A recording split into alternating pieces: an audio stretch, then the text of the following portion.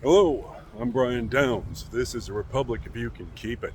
I am coming to you on the 5th of April 2025 from Orlando, Florida. Welcome to the aftermath. So, President Donald Trump, of course, rolled out his tariffs and has devastated the global economy. This idiot had a plan that had been denounced by 11 out of 10 economists. Tariffs do not work. Ronald Reagan, saint of the right, didn't like them. No American president in the last 100 years has really messed with them because they don't work. And now, here we are, just about 2 months into Trump's second administration. Stock market down 11%.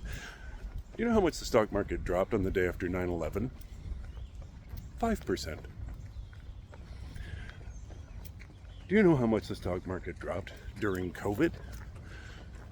11%.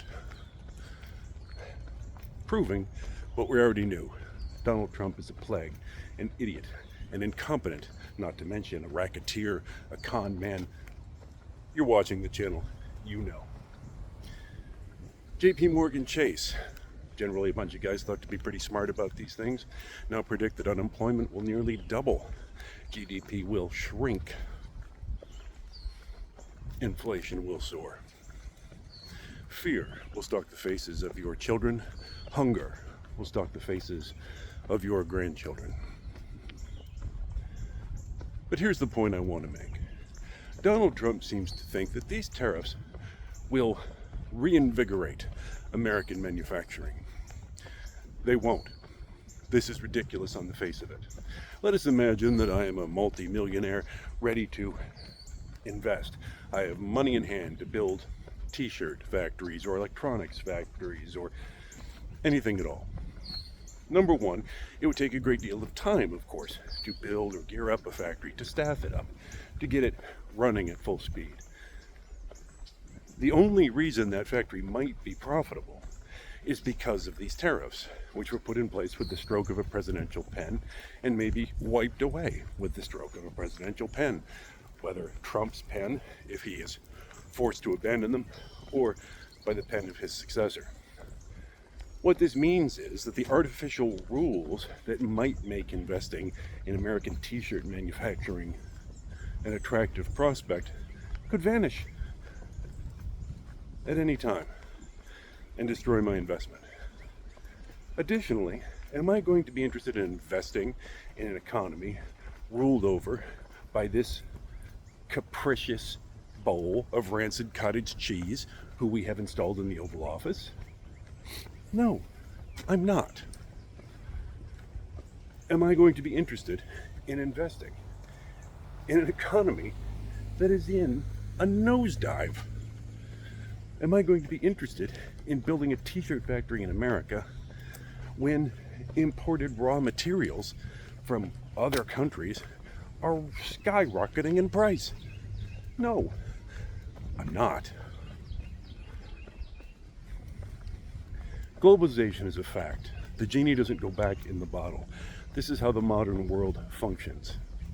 Donald Trump, the toddler who wishes only to stuff his own face while having his ass kissed, thinks that whatever comes out of his mouth is truth because it came out of his mouth. If he rewrites the laws of economics, the laws of mathematics, the laws of reality with his speech, then so be it. The thing is, Donald Trump is wrong. We've, of course, seen a revolt with Republican senators, I believe it's in the Senate, pushing a bill that would take power over tariffs away from the President of the United States. This is necessary.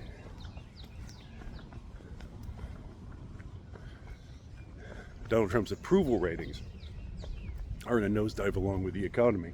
Of course, Republicans gave up doing town halls not long ago because they were being shouted out of them. That was before this latest and to date greatest disaster and incompetence and farce.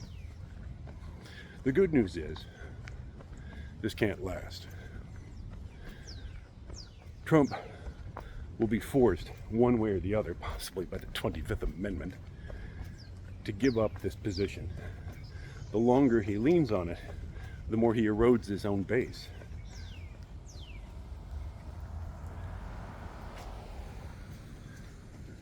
My words fail me.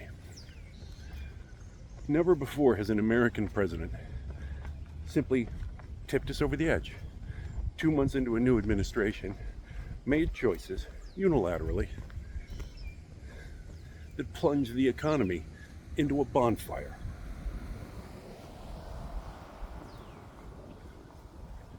We must make clear that this is unacceptable.